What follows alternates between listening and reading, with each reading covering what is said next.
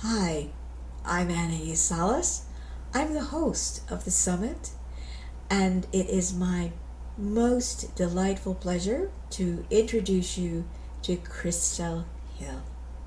She's the founder of Hill House Publishing, soul leadership coach, and international #1 best-selling author.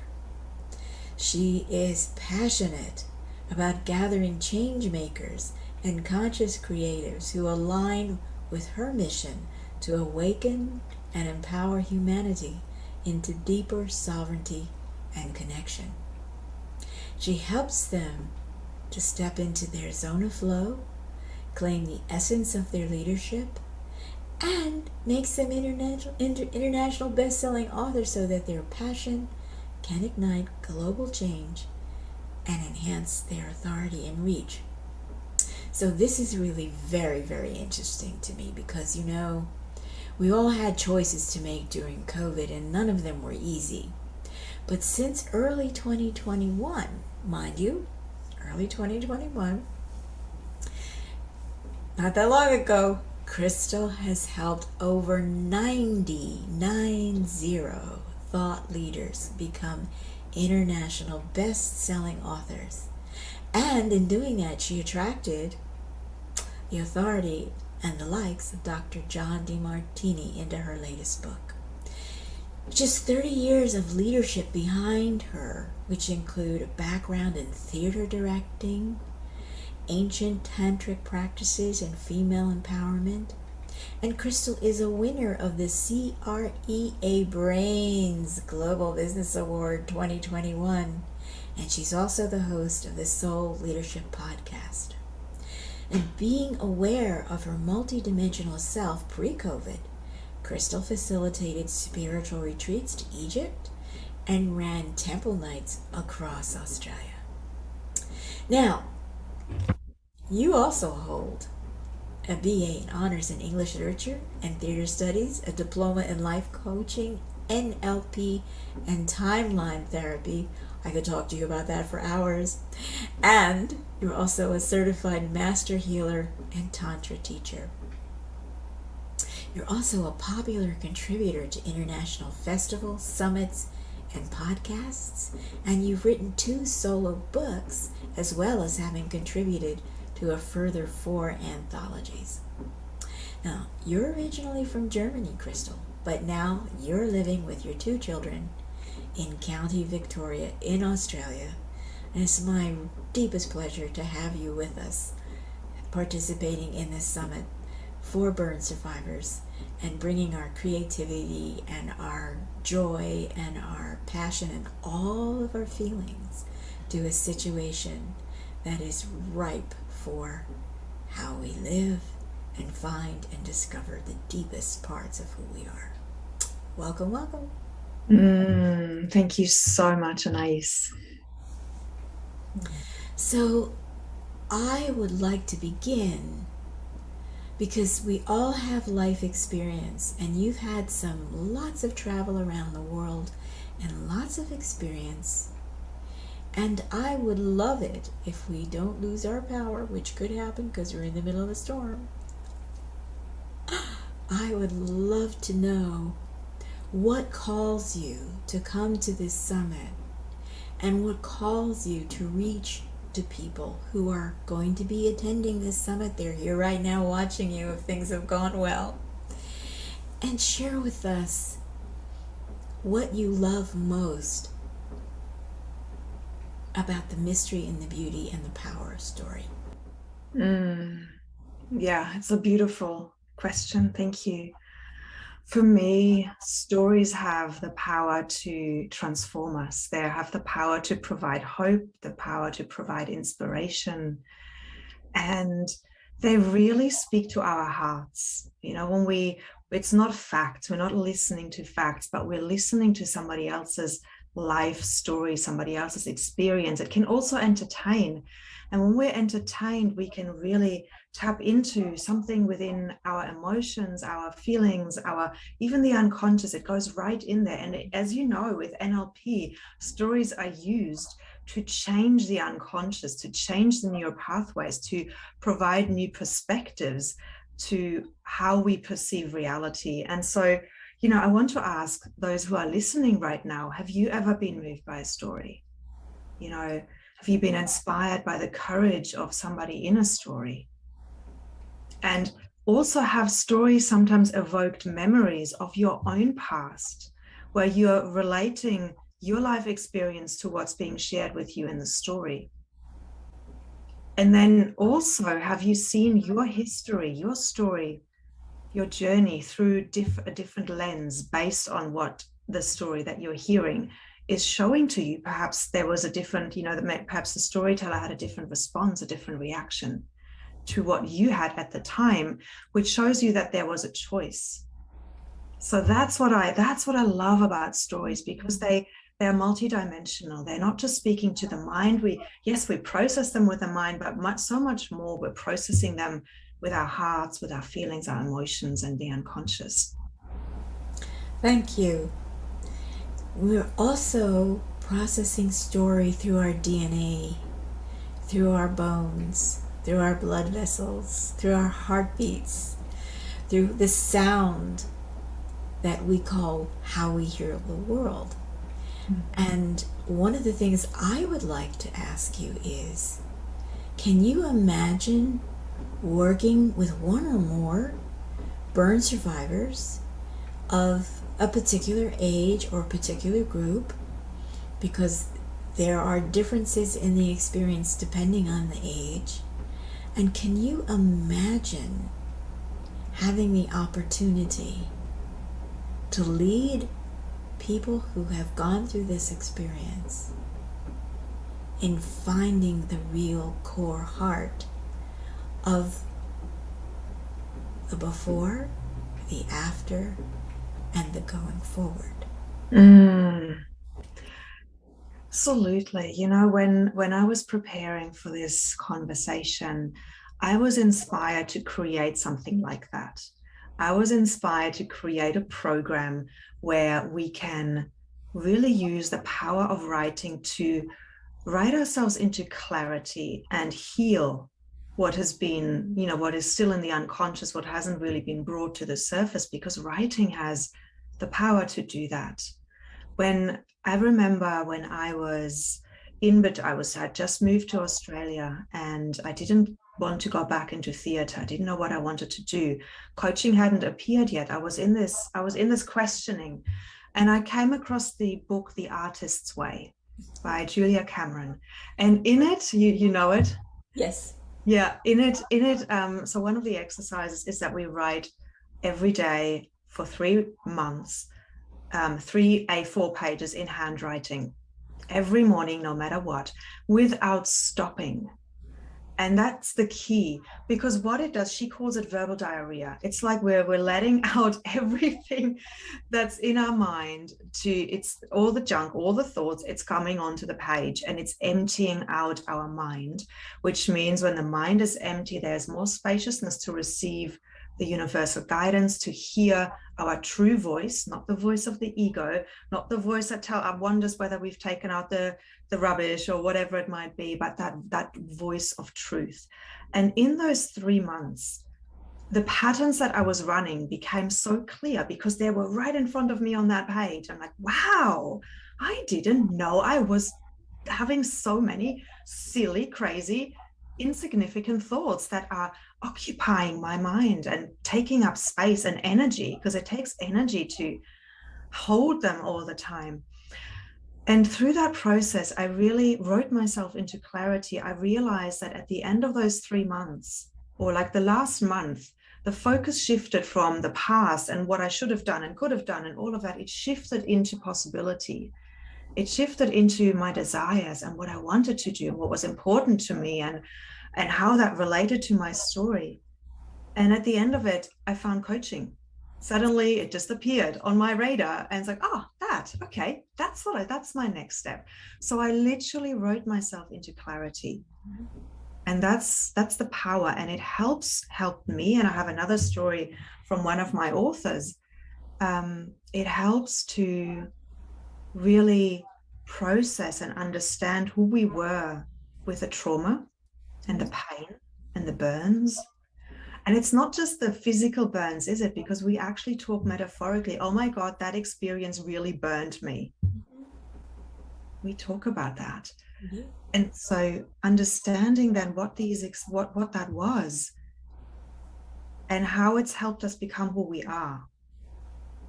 The hardship, the experience, because Dr. John DeMartini, he says, everything happens for us, not to us.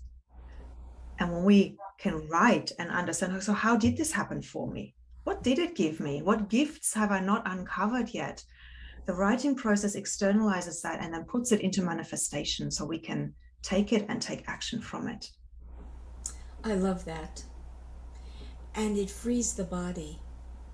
Exactly. No matter what condition the body is in, it frees the body to just be what it is.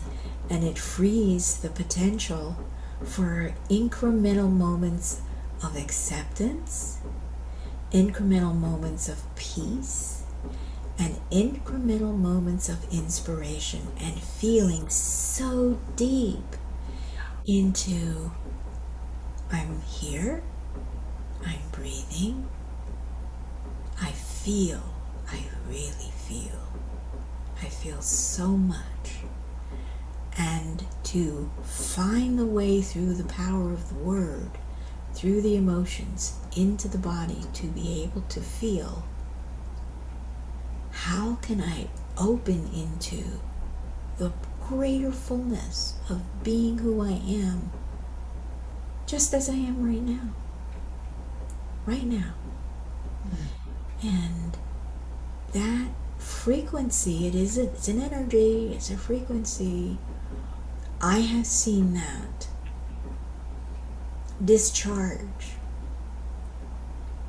fearful looks, people who are different, just discharges that because the connection goes so deep from self to self that lots of new things become possible. Yeah. So I would love it if you would just like to share more of whatever your experience has graced you with, being able to lead people on this journey, because that's what you're going to be inviting. I'm already inviting people who are here with us to be willing to be taken on that journey. And you clearly have mastery of that. So would you like to share more? Absolutely. You know, one thing that you just mentioned about the look and the difference, and it's suddenly the dispelling of the charge of looking different. It's that mirror, isn't it? When we are fully whole within ourselves, with everything that we have, when we feel the wholeness of who we are, because we are whole, and it's just recognizing it. And when we don't have a charge around, oh my God, you know, I'm looking different, and it's just who I am, and we've come into full acceptance of that because we know that it's a gift to somebody else to perhaps look at where they need to come into deeper acceptance of who they are in whatever area. But when we've released that charge, we can't attract it anymore, because as you say, it's not in the frequency of who we are anymore, and therefore it's not attracting that frequency on the outside anymore. And so that if that's not motivation enough to change who we are, then I don't know what is. And yeah, so that I want to share a story of one of my contributors of the multi-author books, who was a sexual abuse victim, not a burns victim, but she had sexual abuse in her, and as a result, her body really contracted. As a result, she didn't feel worthy. And this is, I feel, the universal story of the similarity, like this, not feeling worthy, feeling different, not feeling accepted.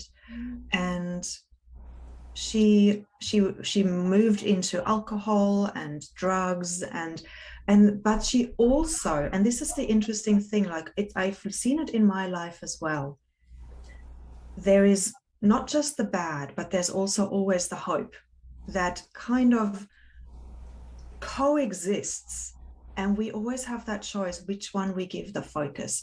And for her, it was nature. So she found her peace and her wholeness and her connection to herself and the divine in nature. And then she found movement and dance. And that then expanded her and expanded the contraction of the trauma that she was holding in her body and allowed it to move through her, and she literally danced it out of her body. And she became a movement therapist and has developed her own methodology around connecting ritual and nature, and has made quite a name for herself in this area. But not many people knew her story. Not many people knew of her, of the sexual abuse she had experienced as a child, because she didn't have to share it. But in this book, Intuitive Living, she shared her journey. And what happened to her as a result, she was saying, I felt so liberated. I felt like I was giving my story back to the universe. And whatever burdens she was still carrying in whatever way, whatever contraction there still was, it was released. And through the writing, through the externalization, and through the witnessing as well.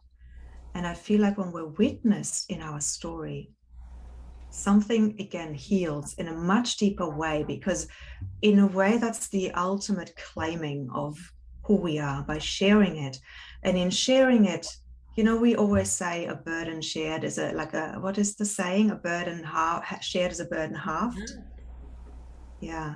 So that's what happened to her, except it was like across the whole world. And she didn't even know who was now holding her story or resonating with her story and healing through her journey.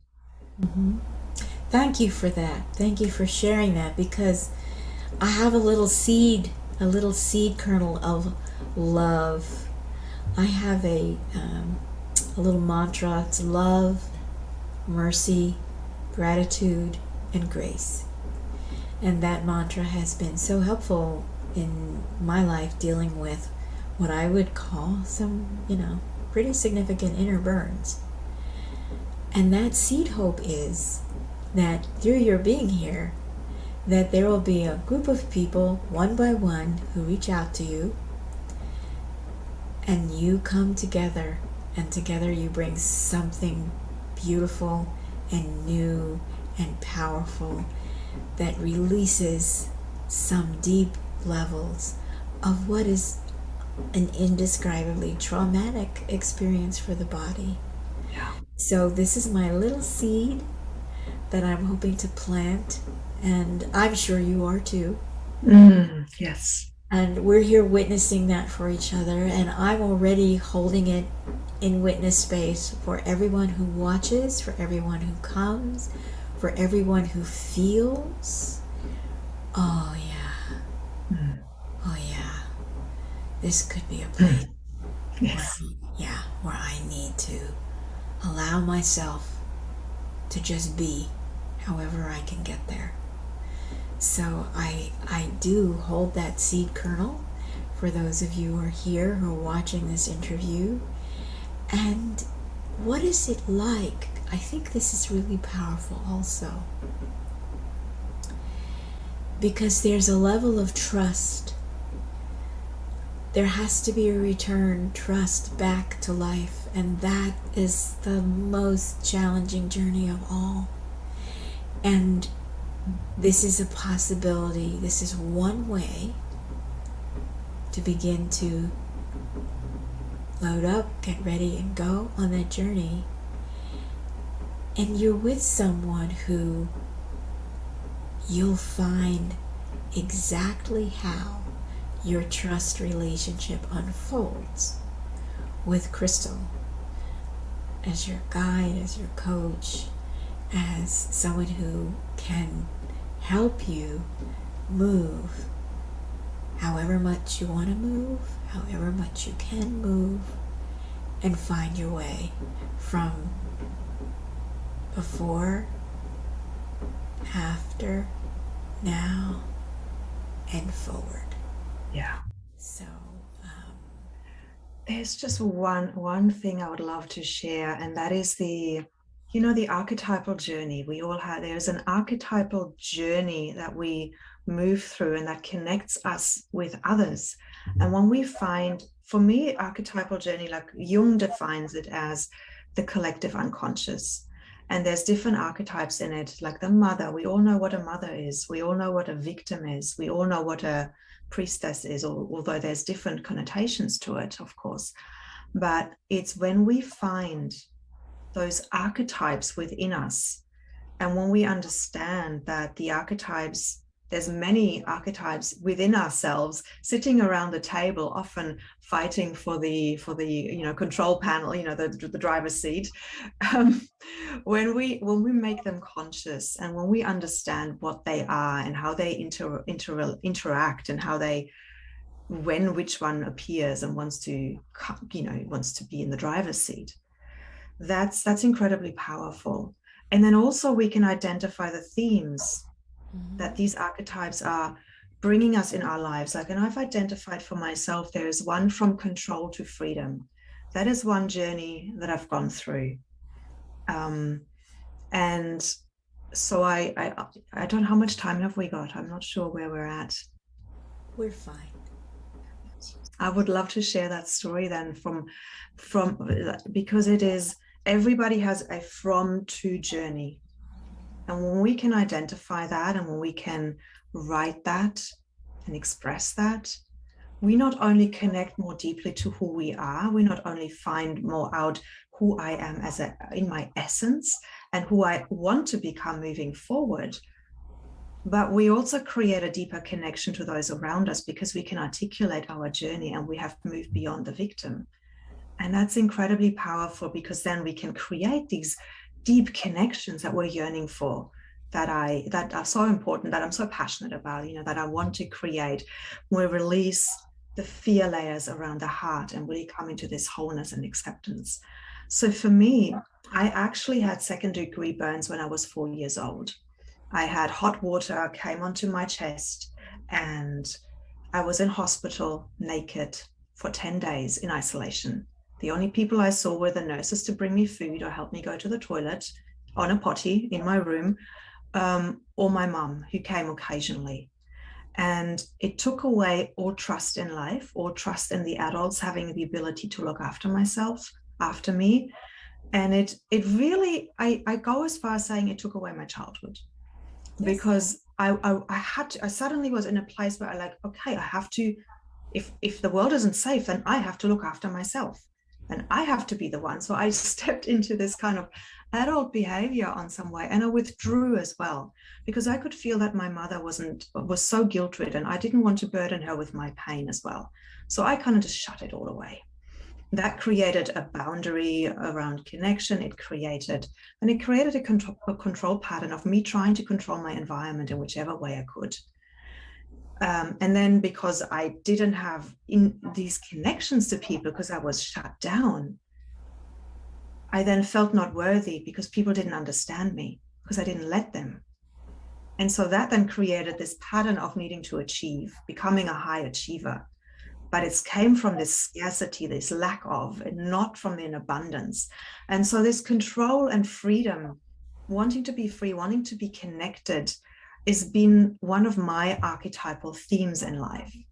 And I, layer by layer, it released, the control released. I'm now able to co-create with the universe and trust and surrender and flow and respond to rather than fight against. That has been my journey.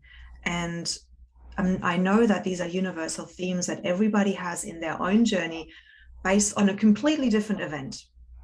My event happened to be a 2nd-degree burns at the age of 4 that created these patterns and these dynamics that have ultimately now helped me to come into true collaboration with the divine.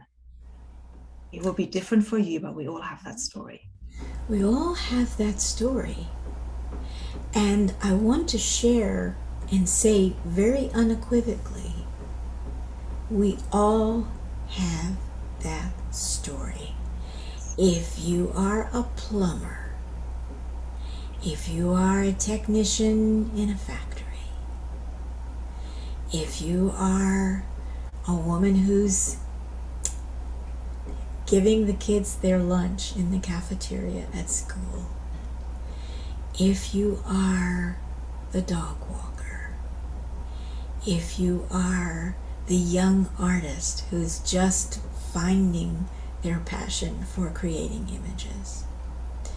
If you are a husband, a father, a mother, a daughter, a grandparent, we all have this story. And the liberation for me in putting the summit together is, why don't we start there? Why don't we just start there, that whatever you've been doing, whatever you were doing, whatever you're doing now, we all share that story. And so that liberates every one of us to just take that tiny little first step